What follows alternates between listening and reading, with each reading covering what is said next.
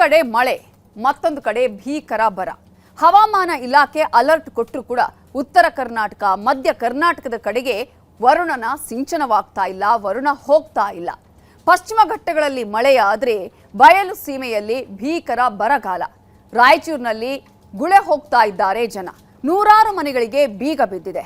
ಒಂದು ಕಡೆ ಅತಿವೃಷ್ಟಿ, ಮತ್ತೊಂದು ಕಡೆ ಅನಾವೃಷ್ಟಿ. ಯಾಕಿಂತಹ ಪರಿಸ್ಥಿತಿ?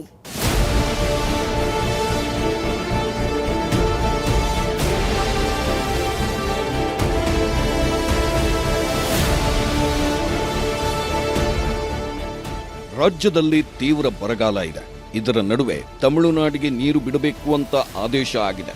ಇದರಿಂದ ರಾಜ್ಯದಲ್ಲಿ ಬೆಂಕಿ ಹೊತ್ಕೊಂಡಿದೆ. ಭಾರೀ ಗಲಾಟೆಗಳು, ಹೋರಾಟಗಳು ನಡೀತಾ ಇವೆ.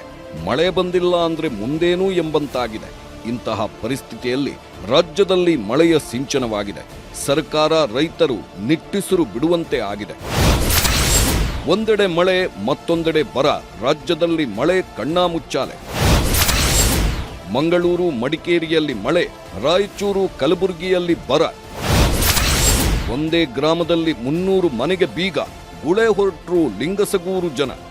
ಮುಂಗಾರು ಮಳೆ ಕೊರತೆಯಾಗುತ್ತೆ ಅಂತ ಹವಾಮಾನ ಇಲಾಖೆ ಮೊದಲೇ ಹೇಳಿತ್ತು.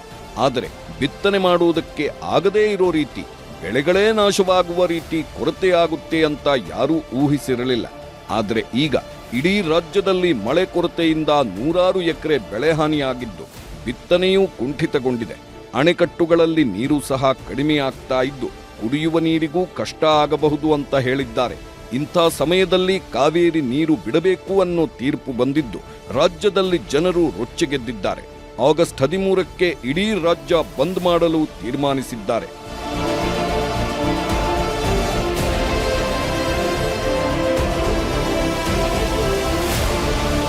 ಹೀಗೆ ಮಳೆ ಇಲ್ಲದೆ ಮುಂದೇನು ಅಂತ ಯೋಚನೆ ಮಾಡ್ತಾ ಇರೋವಾಗಲೇ ರಾಜ್ಯದಲ್ಲಿ ಕೆಲವು ಭಾಗಗಳಲ್ಲಿ ಮಳೆ ಅಬ್ಬರಿಸಿದೆ. ಕೊಡಗು ಜಿಲ್ಲೆಯಲ್ಲಿ ಭಾರೀ ಮಳೆಯಾಗ್ತಾ ಇದ್ದು, ಕಾವೇರಿಗೆ ಜೀವಕಳೆ ಬರುವಂತೆ ಮಾಡಿದೆ. ಕೊಡಗಿನಲ್ಲಿ ಮಳೆಯ ಅಬ್ಬರದಿಂದ ಹಾರಂಗಿ ಜಲಾಶಯ ಭರ್ತಿಯಾಗಿದೆ. ಭಾರೀ ಮಳೆಯ ಮುನ್ಸೂಚನೆ ಇರೋದ್ರಿಂದ ಸೋಮವಾರಪೇಟೆ ತಾಲೂಕಿನಲ್ಲಿ ರಜೆ ಘೋಷಣೆ ಮಾಡಲಾಗಿದೆ. ತಾಲೂಕಿನ ಪ್ರಾಥಮಿಕ ಮತ್ತು ಪ್ರೌಢಶಾಲೆಗಳಿಗೆ ರಜೆ ಘೋಷಿಸಲಾಗಿದೆ. ಸದ್ಯ ಕೊಡಗು ಜಿಲ್ಲೆಯಲ್ಲಿ ಹಳ್ಳ ಕೊಳ್ಳಗಳು ತುಂಬಿ ಹರಿತಾ ಇದ್ದು, ಹಾರಂಗಿ ಜಲಾಶಯದಿಂದ ನೀರು ಹೊರಕ್ಕೆ ಬಿಡಲಾಗಿದೆ.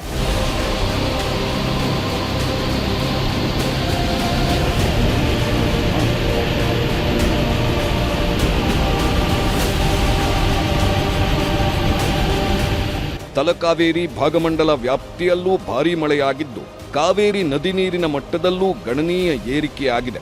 ಭಾಗಮಂಡಲದ ತ್ರಿವೇಣಿ ಸಂಗಮ ಸಂಪೂರ್ಣ ಭರ್ತಿಯಾಗಿ ತ್ರಿವೇಣಿ ಸಂಗಮದ ಗಾರ್ಡನ್ ಜಲಾವೃತವಾಗಿದೆ.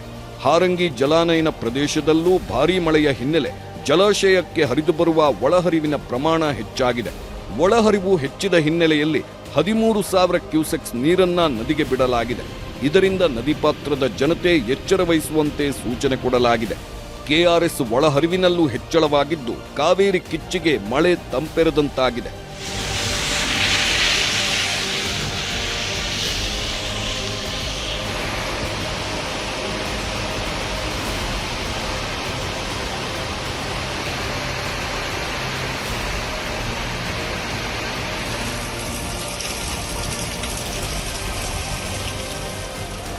ದಕ್ಷಿಣ ಕನ್ನಡ ಜಿಲ್ಲೆಯಲ್ಲಿ ಭಾರೀ ಮಳೆ ಮುನ್ಸೂಚನೆ ಸಿಕ್ಕಿದೆ. 5 ತಾಲೂಕುಗಳ ಶಾಲೆ, ಕಾಲೇಜುಗಳಿಗೆ ರಜೆ ಘೋಷಿಸಲಾಗಿದೆ. ಸುಳ್ಯ, ಕಡಬ, ಪುತ್ತೂರು, ಬೆಳ್ತಂಗಡಿ, ಬಂಟ್ವಾಳದಲ್ಲಿ ರಜೆ ಘೋಷಣೆ ಮಾಡಿದ್ದು, ಮೀನುಗಾರರು ಸಮುದ್ರಕ್ಕೆ ಇಳಿಯದಂತೆ ಜಿಲ್ಲಾಡಳಿತ ಸೂಚನೆ ಕೊಟ್ಟಿದೆ. ನದಿ ಪಾತ್ರದ ಜನರಿಗೆ ಎಚ್ಚರದಿಂದ ಇರಲು ಸೂಚನೆ ಕೊಡಲಾಗಿದೆ. ಉತ್ತರ ಕನ್ನಡ ಜಿಲ್ಲೆಯ ಶಿರಸಿಯಲ್ಲಿ ಭಾರೀ ಮಳೆಯಾಗಿದ್ದು, ಕಳೆದ ರಾತ್ರಿಯಿಂದ ಎಡೆಬಿಡದೆ ಮಳೆ ಸುರಿದ ಹಿನ್ನೆಲೆಯಲ್ಲಿ ಕೆಲವು ಬಡಾವಣೆಗಳು ಜಲಾವೃತವಾಗಿದ್ದು, ಜನ ಪರದಾಡುವಂತಾಗಿದೆ.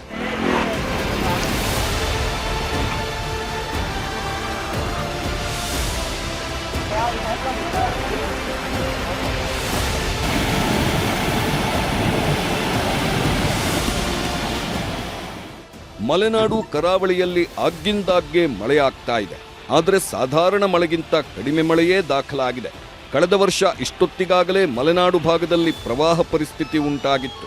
ಆದರೆ ಈ ಬಾರಿ ಮಳೆ ಕೊರತೆಯಲ್ಲೇ ಇದೆ. ಸದ್ಯ 2 ದಿನಗಳಿಂದ ಮಳೆ ಚುರುಕು ಪಡೆದುಕೊಂಡಿದ್ದು, ಮುಂದಿನ ದಿನಗಳಲ್ಲಿ ಬರದ ಬವಣೆ ನೀಗಬಹುದು ಅನ್ನೋ ನಿರೀಕ್ಷೆಯಲ್ಲಿ ಜನರಿದ್ದಾರೆ.